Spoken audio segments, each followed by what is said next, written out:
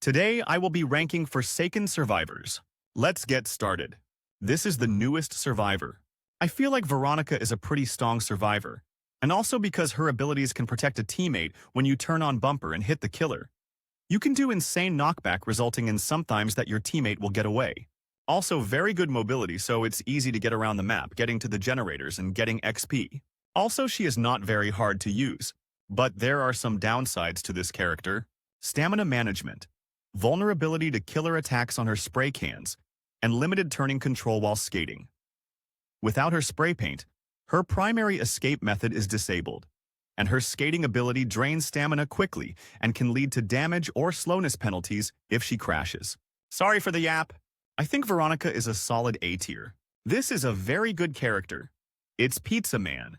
Elliot's good points include his strong healing abilities, ability to see injured survivors' auras, and a speed burst to escape.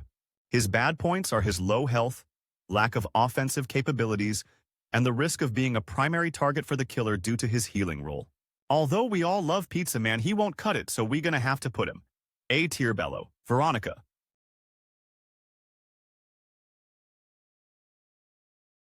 Our next survivor is Guest. My favorite.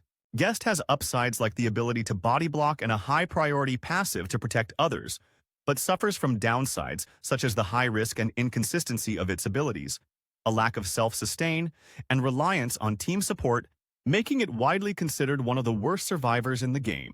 I know what you're thinking, but Guest is such a good killer, even though he is my main and he is my favorite, but there's always inconsistency of missing you block, which make it easy to hit you and does very bad if used wrong on Cool Kid, Gus666, and 1X. So maybe I will make y'all happy and put him at S tier.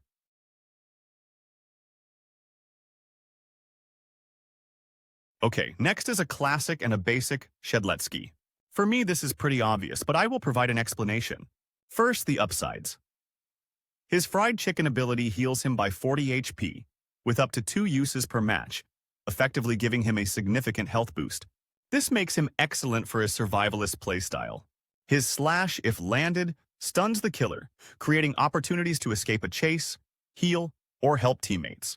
Shedletsky is a pretty good starting character and is really in the hands of players who can land the narrow and sometimes inconsistent hitbox of his slash. Now his downsides. The sword slash has an inconsistent narrow hitbox that can be easily dodged by experienced killers. The long wind-up animations for his abilities, especially eating chicken, mean they cannot be used effectively in the middle of a high-speed chase. Shedletsky's abilities can be predictable, and good killers can react to his movements and sounds to avoid the stun. Due to his strong self-healing, killers may focus on him to ensure he is eliminated before he can regain health, making it hard to switch aggro. Now the results. Now the results. Now the results. Now the results. Now the results. Now the results. Now the results. Now the results. Now the results. Now the results. Now the results. S tier below Guest.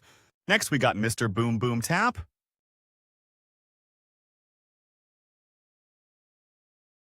I am going to get straight to the point here. Taff is a very strong survivor, and recently he got a massive boost. Now Taff can sprint while he places his tripwire.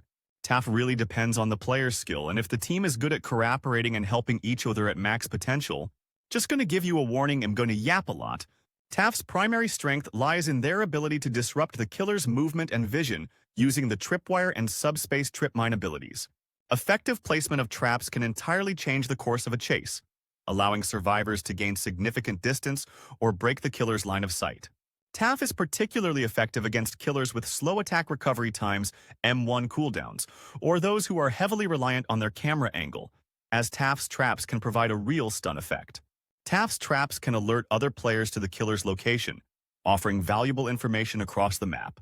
Stacking multiple Taffs in a game has no downside, allowing a coordinated team to do really well with the map with traps, making it very difficult for the killer to attack repeatedly. Told you. Yep, more yapping now. Taff's downsides.